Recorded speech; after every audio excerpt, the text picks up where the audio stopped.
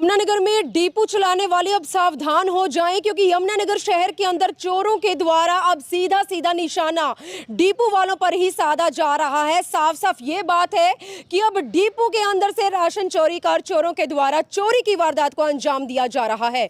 यमुनानगर के 17 सेक्टर के अंदर जो कुष्ठ आश्रम है, यानी कि कोड़ी आश्रम, उसी कोड़ी आश्रम के अंदर साइड में पिछले 1997 से एक डिपो है, लेकिन 1 तारीख की देर रात इस डिपो के अंदर से चोरों के द्वारा राशन चोरी कर लिया जाता है। बताना चाहेंगे कि 96 लीटर सरसों का तेल एक दिन पहले इस डिपो पर डिपो के द्वारा जो है राशन मंगवाया जाता है, स्टॉक आता है, लेकिन पता नहीं चोरों को कैसे पता लग जाता है। और उसके बाद चोरों के द्वारा 1 तारीख की देर रात इस सबसे पहले खिड़की दिखा रही हूं, देर रात के समय इस खिड़की से चोर अंदर की तरफ दाखिल हुए और उसके बाद अंदर से 8 पेटी, जिसमें से एक पेटी के अंदर 12 बोतल जो थी वो सरसों के तेल की थी और 96 लीटर सरसों का तेल चोरी कर लिया जाता है।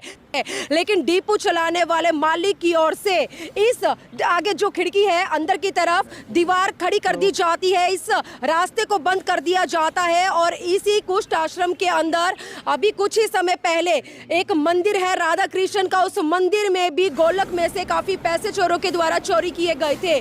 लेकिन पहली बार यहाँ पर डिपो की दुकान पर एक चोरी हो जाती है।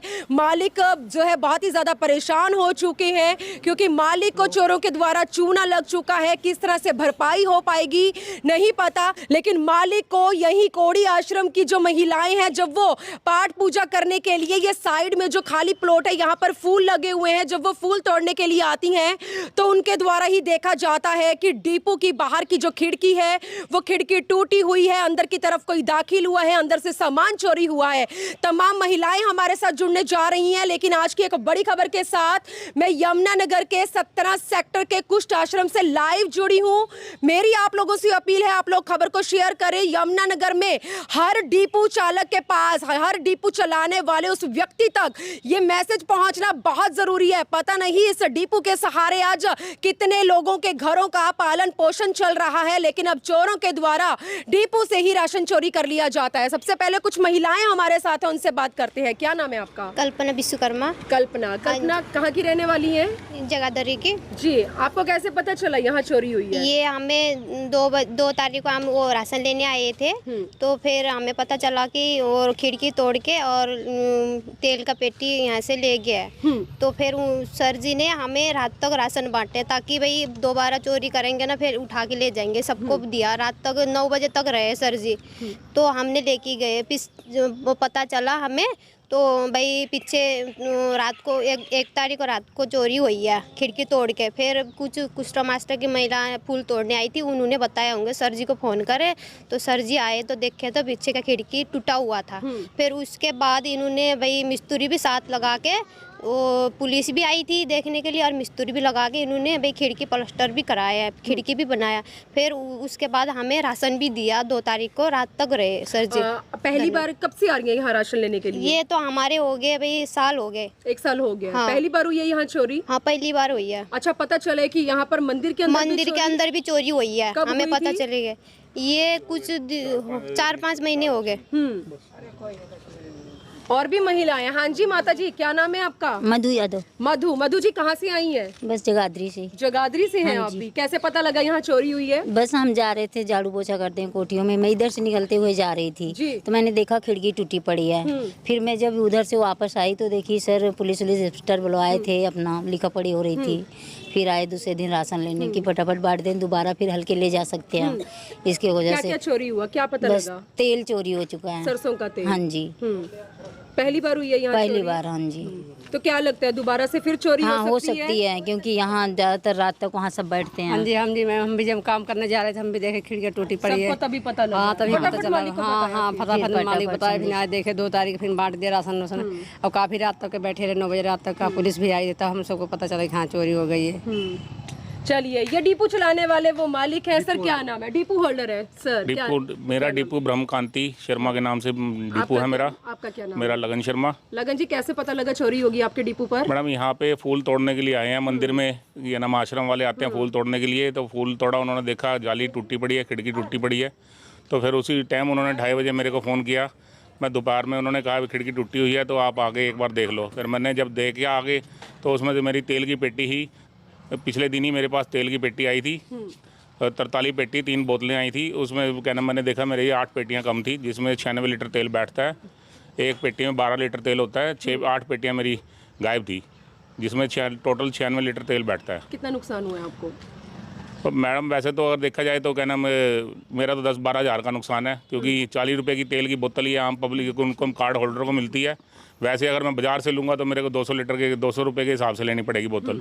तो उस हिसाब से तो मेरा 10-15 हज़ार का मेरा नुकसान बैठता है। जिस तरह से वो खिड़की के अंदर दाखिल हुए हैं, तो कोई बड़ा व्यक्ति आराम से अंदर की तरफ दाखिल हो सकते हैं या कोई बच्चा वगैरह अंदर भेजा भाई गया? कैसे यही है जी, जैसे जिस हिसाब से खिड़की टूटी है, जितनी छोटी खिड़की है उसमें कोई छोटा बच्चा ही, यानी कि 10-15 साल का बच्चा ही है, अंदर बढ़ सकता है। उसने फिर बाहर पेटियाँ पकड़ाई हैं और वो बताते हैं कि इधर पिछली साइड में यहाँ पे सुल्फेबाज लड़के बैठे रहते हैं और क्या नाम, रात तक यहाँ ड्रिंक करते हैं और रोड़े पाते हैं। यहाँ पे ये पीछे नाला है, सारी पुलिया है, तो यहाँ पे ये बैठे रहते हैं।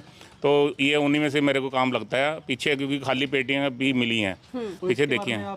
पुलिस कंप्लेंट प्रशासन को मैंने जिस टाइम मेरे को क्या नाम 2 तारीख को मेरे को दोपहर में पता लगा, मैंने उसी टाइम मैंने FIR दर्ज करी। क्या नाम, ASI ने, विनोद कुमार जी हैं, वो आके उन्होंने यहाँ पे मुआयना भी किया, उन्होंने भी सबने सब कुछ देखा। उन्होंने आगे फूड सप्लाई में मैंने अपने इंस्पेक्टर को भी कॉल कर दी थी, भाई ऐसे मेरी तेल की पेटियाँ चोरी हो गई हैं। तो उन्होंने भी आज वो DFSC साहब पे रिपोर्ट भेज दी है। DFSC साहब 2 दिन की छुट्टी पे गए हैं और अभी वो मिले नहीं, परसों को आएंगे तो फिर उनसे भी क्या मिलेंगे लगता है हम। कितनी जल्दी ये गुत्थी सुलझेगी, कितनी जल्दी आरोपी का पर्दाफाश होगा? अब क्या इस लगता है बारे में आपको? तो ये तो पुलिस ही बता सकती है पुलिस जी। ने कुछ हमने, आश्वासन दिया? पुलिस कह रही है जी, बस देखो अभी कार्रवाई चल रही है, अब आगे कुछ कह नहीं सकते हम। तो सर आसपास कोई CCTV कैमरा, जिस तरह से मंदिर भी है यहाँ पर, कुछ आश्रम नहीं, है? यहाँ पे आश्रम में तो कोई CCTV कैमरा भी नहीं है। इधर आसपास बैक कहीं साइड नहीं में भी है, इधर एक लग रहा है इधर कैमरा। इसकी फुटेज आज चेक करेंगे, देखते हैं जी, अगर कुछ नज़र आ जाए कुछ। यहाँ पहले भी चोरी हो गई है आश्रम में? पहले हाँ, ये मंदिर वाले ही बताते हैं जी, मंदिर में इनका एक गल्ला ही उठा के ले गए थे चोर, ग्रिल ना तोड़ के गल्ला ही उठा के ले गए थे, और क्या नाम, मूर्तियों का मुकुट थे सोने के, वो भी उठा के ले गए थे। ये आश्रम वालों से ही पता लगा है। और बाकी कुछ अपील करना चाहेंगे हमारे चैनल के जरिए? पहले जो डिपो होल्डर हैं आपके, जो भाई जगह जगह डिपो चला रहे हैं, उनकी दुकानों पर भी इस तरह से निशाना साधा जा नहीं, सकता है? हो सकता है जी, बिल्कुल हो सकता है। जो मंदिर को नहीं छोड़ रहा, भगवान को नहीं छोड़ रहा है, तो आम आदमी को तो क्या छोड़ेगा वो। भगवान के लोग चोरी करते हुए नहीं देखते, भगवान की गुल्लक लेके जा रहे हैं, भगवान के मुकुट लेके जा रहे हैं, तो वो किसी आम पब्लिक को तो क्या छोड़ेंगे वो। मेरा तो ये भी गरीब आदमियों का ही था, तेल जो मैं देता था इनको, सारी पब्लिक खड़ी है और इन्हीं का ही नुकसान है, मेरा भी नुकसान है।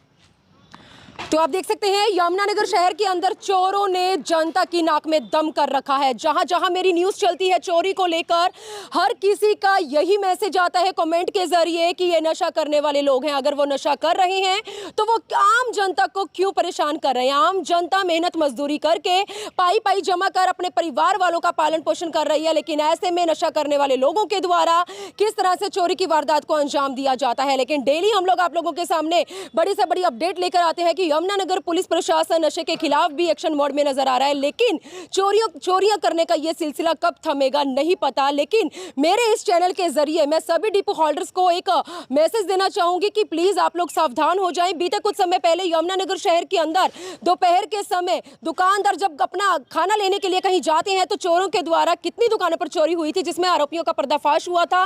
तो अब चोरों के द्वारा डिपो होल्डर के डिपुओं पर निशाना साधा जा रहा है। तो ऐसे में प्लीज मेरी आप लोगों से अपील रहेगी कि आप लोग सावधान हो जाएं, इस खबर को ज्यादा से ज्यादा शेयर करें ताकि हर डिपो होल्डर तक ये मैसेज पहुंच सके। और देखते हैं कितनी जल्दी इस डिपो होल्डर को इंसाफ मिलता है, कितनी जल्दी ये गुत्थी सुलझती है और कितनी जल्दी मतलब इन सब लोगों को इंसाफ मिलता है। वीडियो जर्नलिस्ट मनप्रीत के साथ यमुनानगर के 17 सेक्टर हुड्डा के कुष्ठ आश्रम से मनदीप कौर की रिपोर्ट।